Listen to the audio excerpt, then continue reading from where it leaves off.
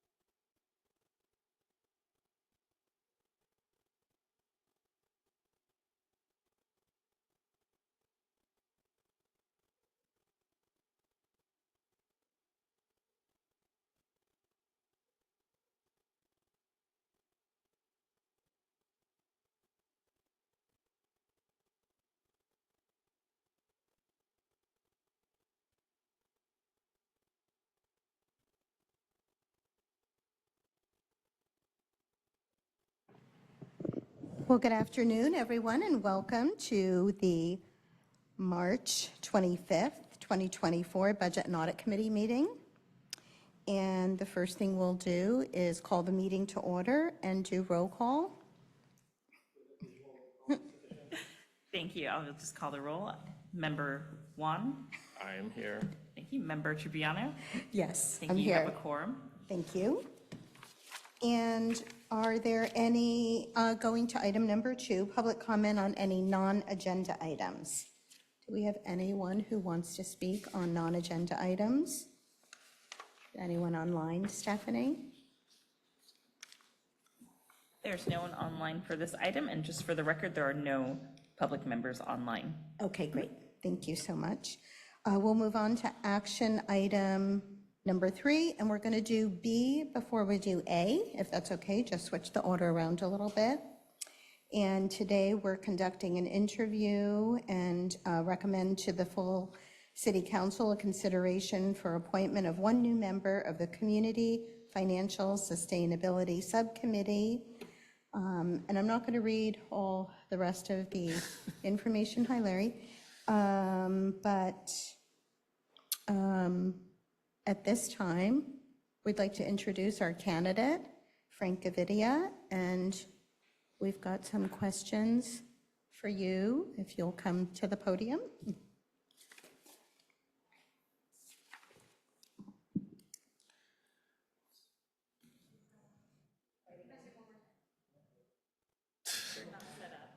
I don't think they're set up.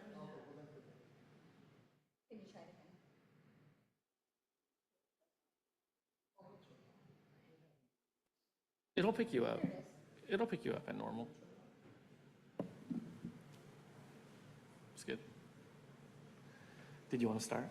Yes, and Frank, do you want to say a few words before we ask you questions? Do you want to introduce yourself, give us a little detail about your background and experience? Okay, sure. Frank Gavidia. Pretty sure everybody in the city should know who I am. 4 years, a little under 4 years on the Planning Commission. I was foolish enough once to run for office unsuccessfully. Presently, I run a registered investment advisory firm independently. I spent, from 1993 until 2017 at 2 Wall Street firms. I'm a certified financial planner professional. I've held various series licenses, hold a degree in economics, business administration minor, had to do a lot of accounting. I'm sure Councilmember Juan knows what that's like. So yeah, that's a little bit about my background. Do you have any questions for? Well, obviously, I think you and I know each other, and so we've spoken at length at various times just on regular stuff, and so I won't go into a lot of detail. I'm very familiar with your background, and I'm very pleased that you've just elected to apply for this. So I guess my only question, or maybe my only question, is really why now, and just so that you can share, and then also, what do you think success looks like in this role? That's a good question. Why now? I must be a glutton for punishment, especially with what I endured on the Planning Commission and some of the treatment by my fellow colleagues. I do remember when this committee first came up, and I did speak about it, and I may have been a snide comment, but hey, as long as they weren't appointing yes men, which was an obvious concern at the time, that they would seek out people with actual financial backgrounds who knew finance, could look at finance. And sure, I'm sure government finance is a little bit unique, but either you know finance or you don't. Why now and why not back then? In fact, I called in and said, yeah, not a good idea. My compliance people, my legal team would probably chew me up for it. I'm gonna have to go now and report an outside business activity with the SEC, and then all of a sudden I have to file Form 700s and let you all know what stock I bought this week. So it's not a lot of fun. However, it's been nearly 2 years since this thing was formed, and there was a belief that there'd be a lot of people stepping up, which I could have told you, those of us in the industry, we have better things to do. Given that so much time has gone by, and last year, Holly Tillman did ask me to be on this thing. I met with her to go over a question she had about the investment account, how it's insured and that sort of thing. And, in the process, she said, hey, and I said, no. I have no desire, especially after what I've been through, especially with what happened on the Planning Commission. But a few meetings ago, I was here, and I've spoken to him before, and he's here today. Howard Kaplan and I talked. And I've done, I will research people. I see he's a CFA, certified financial analyst. Most people don't know, but, in a dream practice outside in the private world, when you're independent, CFP and CFA, that's a dream team. That you've got two people, CFP is breadth, not depth. CFA is a little bit deeper.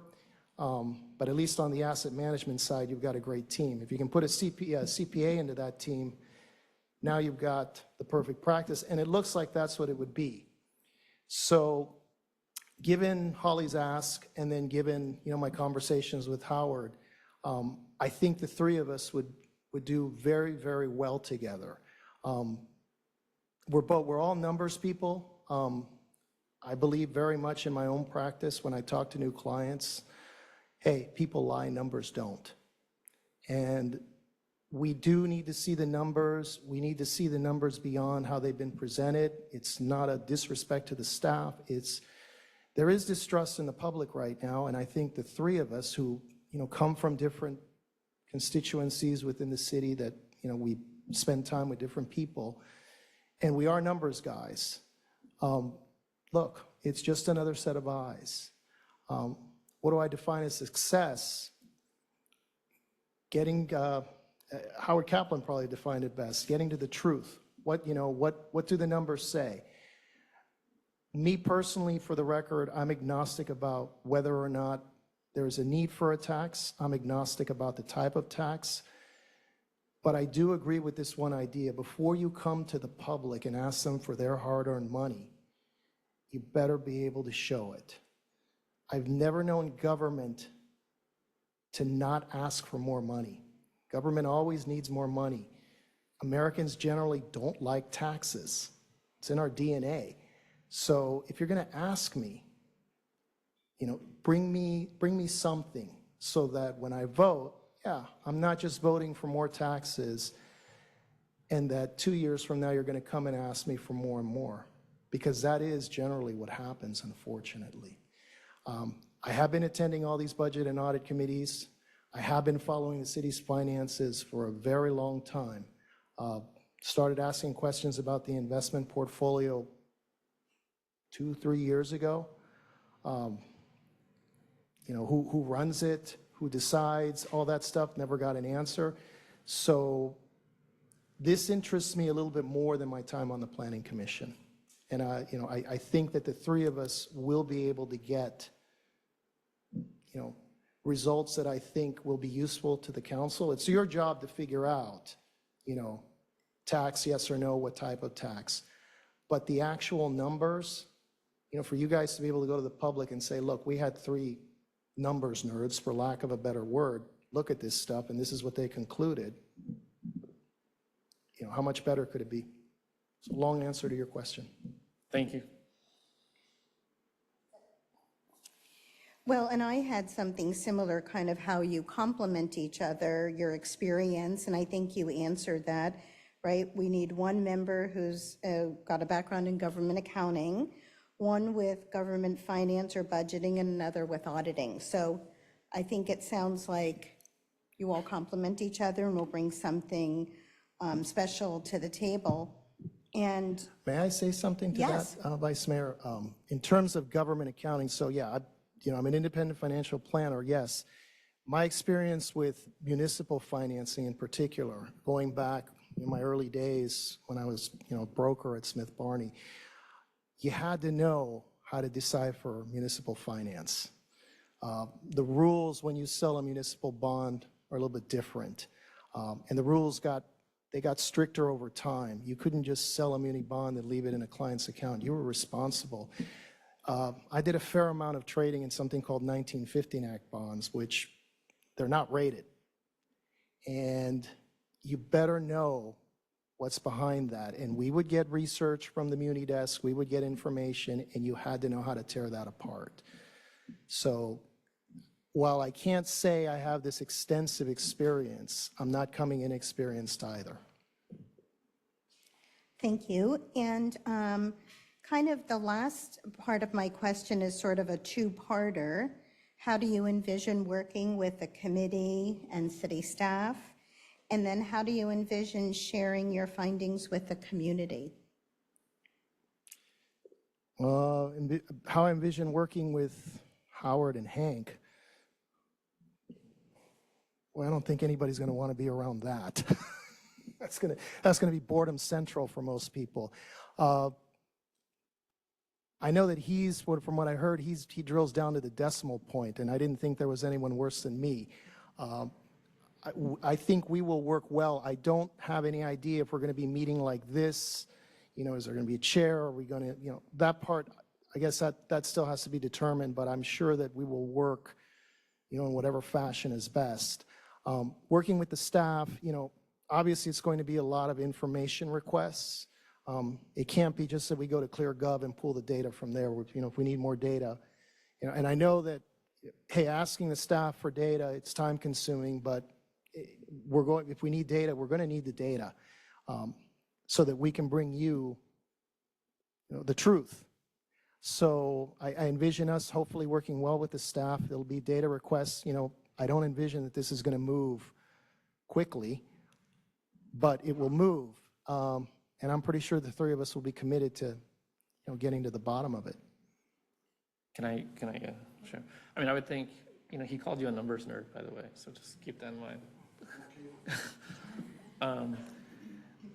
The committee will probably need to determine how they want to gather and meet. My question, I guess, is it's not like a Brown Act committee, is it? Because it's just an advisory committee. So I'd imagine that you would figure out a way that works best for the committee and probably figure out the types of things you want to ask, aggregate them in a way so that they can come in an organized fashion so staff could do it as easily as possible. That'd probably be just my recommendation, but you're going to have a latitude to do that on your own and figure out what works best for you. So I take it that means that he and I can get together with whatever stack of paper and go through it. Yeah, I mean, you're going to need to determine what works best for you folks. We're not going to tell you you need to do this and this and this. And there's a little bit of independence because we want to make sure that you're able to gather information, do analysis on your own, really, and come up with your recommendations, not ours. So. Then I envision we'll be working very well together. Like I said, it'll be boredom central for people who aren't into numbers. That's really it for me, and unfortunately, Hank was not able to be here today, but if you're appointed to the committee, I'm sure you'll all trade information and contact one another about getting together. I don't have any other questions. I don't have any other questions, although I do have, I think, just housekeeping things. We don't have questions for Mr. Kaplan, although you are on the agenda as well, because I think the terms are expiring. And so one of the things that we're trying to do is get the committee up and going, make sure we extend your terms because we had an official end date on the term, so we want to do that. As long as you're okay with that, I assume by your being here, you are.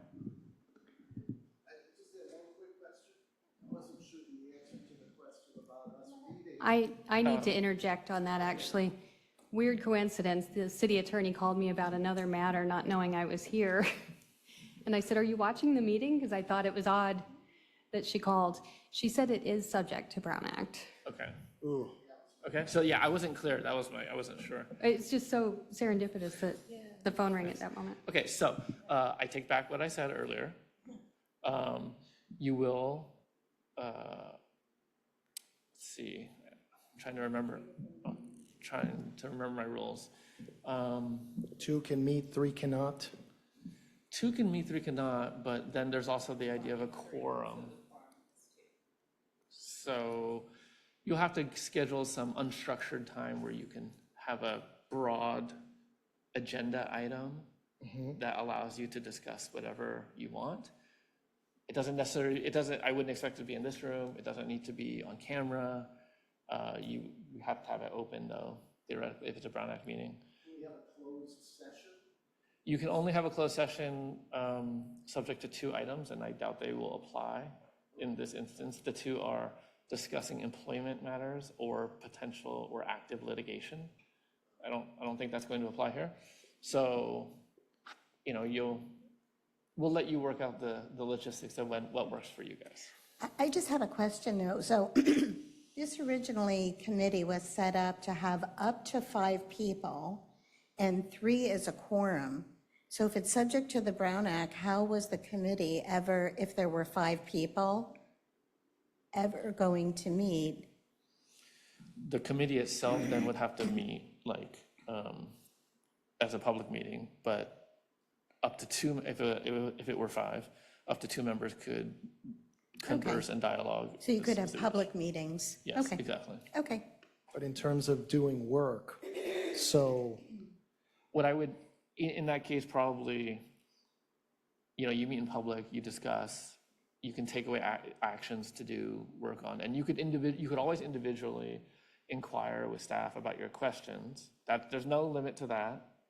I would be judicious with your requests so that you're not, you know, exceeding reasonableness in those things. And then you could always do that individually, and then you could also do it as a group as well. That's really just how you want to work it. Like during the meeting, you could say like, we have these ABC items. I'm going to look at A, you look at B.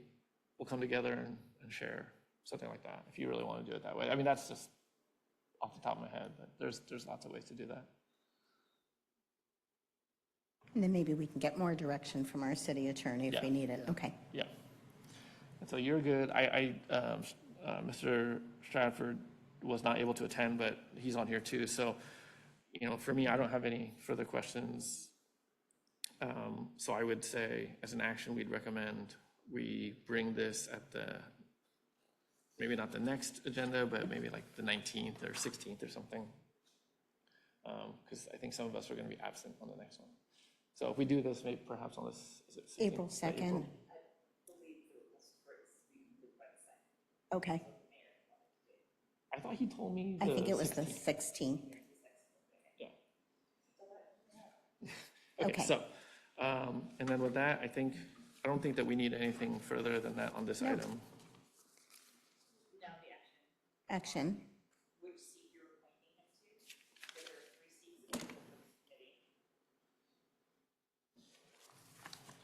There's 1, so there's 2 of the terms in order to keep the staggered terms. Seat 3, I'm thinking. Yes. So in order to keep the staggered terms, we were suggesting seat 1 or 2, but that would be a partial term. He would be eligible to be reappointed at the end of that for another full term. Oh, I see. If so desired, it just maintains the staggering. Or if you appoint him to seat 3, his term will also expire in 26. So you'll have all 3 members expiring in 2026. So you may potentially lose the full committee.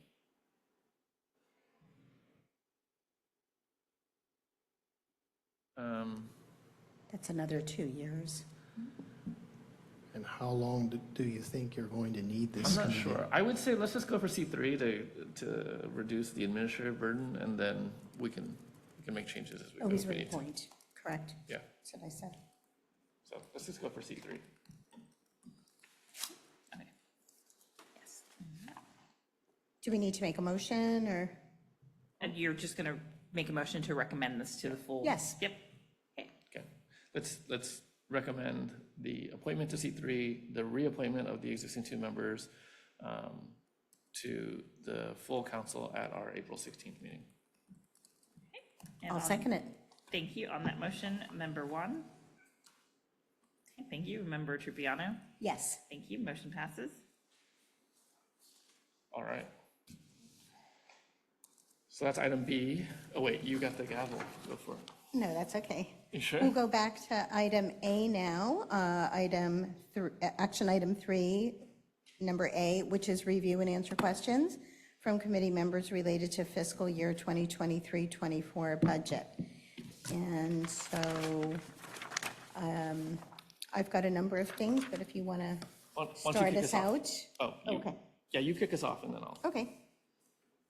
Propti, thank you for being here. Our finance director, thank you for all the directors. So my questions were mostly around, and for me, it's always a learning opportunity to understand who our consultants are Okay. and what we're using them for. Just so in my weekly meetings with our city manager, I'm not asking the same things over and over again.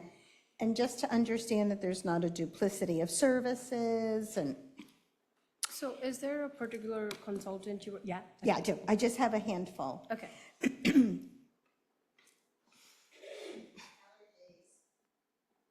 So Roth staffing, it looks like we're roughly paying them about $2,000 a week for services. Can you tell us what Roth services So. staffing does for us? Yeah, so basically, it's for the admin support, so it was throughout the city, like for the city administration. So when we didn't have city clerk, we used her services for accounts payable, for any, for mayor's conference. So there were a variety of things we used, the temp staff. So, but we're still paying them over to, No. Oh, we're not. No, we're not. so that contract ended for Roth. Yes, so Okay. we don't have that anymore. Okay, so 2,000 a week, we're done with that. Right. And then this might be the same related, believe it's Beauchene HR Services. Right. I am not sure about the HR details. Amy would be able to tell you in detail, but Okay. it was for HR services. Services support. Right. Okay.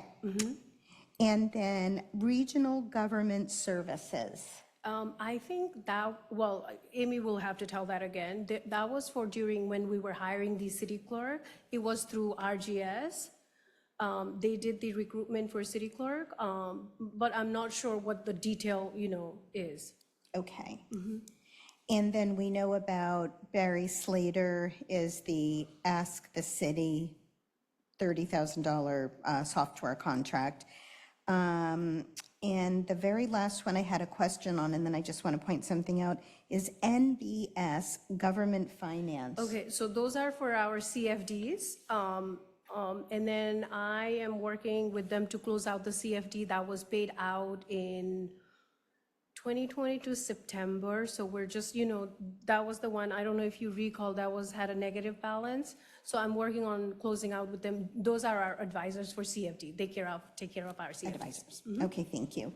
And then the only thing I just wanted to point out, kind of under that same, the other professional services category, one is there were 3 charges for security for Concerts in the Grove that belong in the Concerts in the Grove bucket, not in other professional services. Oh, that- And I can give you that number now, or I'll Yes, give it to please. you Yeah, later. could you email it to me I'll so I can email look it into to it, you. please? Yeah. And it was 3 dates that were missing. Okay. And then I also noticed that some of Larry Logic's services were also in here, but he had a separate bucket. He's like in the 01, and some of his services were in the 02. So that could be for budget and audit, or, I can look into the invoices Okay, and I'll tell you email in you detail. those Yes, too. please. That's it. Those were the main questions that I had. Yeah. Oh, yeah, I would think it would all be in legislative for 01, right? I mean, typically. Not necessarily, and I'm trying to remember, because Larry and I communicate about this each time he sends an invoice, and he always delineates, he sends a completely separate invoice depending on what type of service it is. I think we had a, I'll say publicized, televised streaming meeting, was it a town hall or something? Anyway, each invoice specifies what it was for, and they're not all city council meetings or legislative. Okay. This one on February 6th had city council next to it, so I'll email it to you afterwards. But that was the bulk of my questions. Thank you. Okay. I have one kind of general comment and then a whole bunch of, not a whole bunch, a few questions, sorry. So I think this year one of the things that, we had really wanted to happen was the mid-year budget review. And to my recollection, that didn't happen.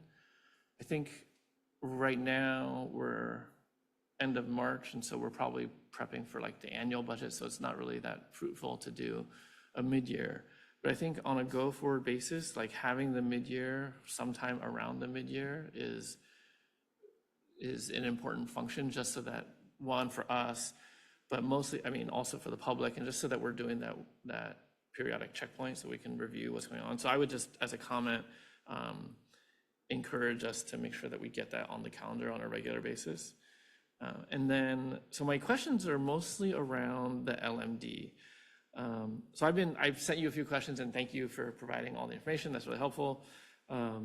Specifically to LMD Fund 210, could you kind of elaborate on the mechanics of this fund? And when I say mechanics, I mean like how things get charged to the LMD, specifically in terms of wages, and just how that's done on a regular basis, just to kind of elaborate on that process. So the wages for salaries, it is charged directly through payroll journal. And then for benefit, it is not charged through payroll journal. It is like, we do a quarterly allocations for if anyone has overtime, and then we charge it to this fund. Okay. And then operations is normal through AP. Operations. Right. Through AP. So for the part that comes through payroll, is the staff actually designating their hours as they record? Yes. Like on a timesheet. timesheet right. basis? Yeah. So, okay, so I'm just going down, just so I understand it correctly.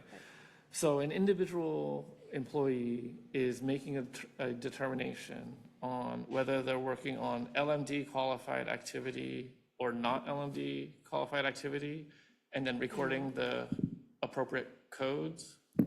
Not the individual employee. The employee codes their time on where they were spent, the type of activity that was performed, and then the supervisor, when reviewing the time card, then puts the code that then goes to payroll, and then payroll does the processing in the appropriate fund. Okay, so then the employee is putting their task, whatever it happens to be, from a selection probably. And then the supervisor will then review and designate the selection as to, it's probably not just LMD or not LMD. It's probably Correct. more There's a than that. myriad of things depending on if we're looking at FEMA reimbursement. There's a lot of different variables. Okay. And then from there, the code that they designate within the payroll system will drive the account recording that gets posted from payroll. Yeah. Okay, excellent. And then, for the regular, that's the salaries, and you said all the other Benefits will all be the benefit allocated, stuff yep. is allocated based on some, What was charged on the salary, so we do a quarterly allocation. so it's the salaries of the driver, and then you match. Right. Okay, got it. And then on the AP side, it's just straight invoice coding. That is correct. Okay, perfect. All right, that was it. I just wanted to make sure I understood that, because I wasn't sure what the mechanics were for how it actually got entered, but no, that's helpful, thank you. And then I think during the last meeting, or no, it wasn't the last meeting, it was the meeting before.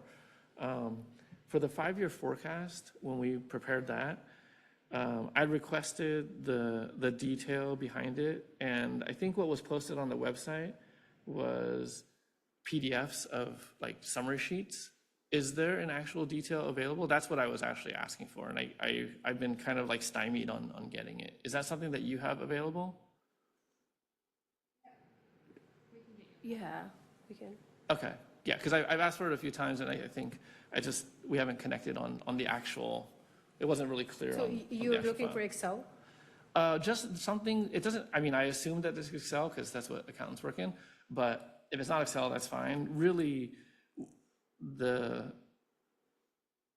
substance of what I'm looking for is like something that shows the assumptions, the drivers, like how it sums up so that it like rolls directly into the forecast. I mean, it helps to drive questions so that you can like isolate certain areas rather than like just a top level sheet, so. It's probably Excel is what I'm guessing. Yeah, so the main document is Excel. All of the assumptions and drivers were in the PowerPoint that explained, depending on the specific data point, we might say 3% inflation for, you know, some specific service or something like that. And all of that should have been in the main PowerPoint. But in the Excel document itself, we didn't put notes in there, if that's what you're asking. No, not notes, just the actual document would be helpful. So, okay, and that was all the questions I had for this item in this, I don't know if you have any more. Two things. One is we didn't do public comment on item 3B, so we're going to go back to that. And Amy, just while you were out of the room, I just had a question on Beauchene HR Services. Can you explain to us what that service is for? Most of our personnel policies were either not in existence or they were from the late 1980s, early 1990s. So there were a lot of things are out of legal compliance. What I did was I drafted policies and taken the feedback that I previously received from you about piecemealing. I decided I'll just do all of the policies at once, but then I double checked with Beauchene because they're the experts on the latest employment law. Thank you so much. And the other was Regional Government Services. Was that for hiring? There were a few things that happened there. When the previous city clerk resigned, we initially contracted with RGS to have them do the minutes. Separately, we contracted with them to do a recruitment. And at one point in the middle of that, we had hired a temp who we thought was going to be a good interim city clerk. And we paid RGS to do some initial training. Within 5 days, we realized this was not going to be the person for the agency, and so we discontinued training services. Okay, that explains it. Thank you very much for that. And let's go back to public comment on item. Wait, can I ask? Oh, yeah, go ahead. I'm For sorry. the policies, we were out of date. What's the status? Are we now? So I have Would you them say all, we're current? I have them all drafted and ready to be presented to council. Okay. I am waiting for some feedback from POA and 2 miscellaneous members. I formed a group to make sure that if we had any issues where there was a meet and confer issue, that there was an opportunity to address that before council saw the policies. Okay. Do you have an expected time? I think they're probably going to have to get presented by the next interim city manager because my departure date will be sooner than the next opportunity. Okay. All right. Well, we'll figure out a good date then. Okay. Okay, thank you. Any other questions? Terrific. Okay, I understand that we do have some folks on Zoom for item 3B. Is that correct? Would either of the two members like to speak to item 3B? We're accepting public comment for that now. If so, please use the raise hand feature. Seeing no hands, we'll go ahead and assume that you do not want to speak to this item. Okay. Thank you. And for item 3A, do you want to ask the same thing, just in case? We are now accepting public comment for item 3A. If you are online, please use the raise hand feature to be added to the speaker queue. Seeing no action online. No? Okay. No other questions? Okay. Thank you both very much. Thank you. Oh, In the room. If And there's the- anyone in the room who would like to make public comment? public comment? All right. No? Okay. Wonderful. Then we'll close item 3 and we will go to adjournment at 4:34. And thank you all for coming Thank today. you. Thank you. Do I give it a gavel?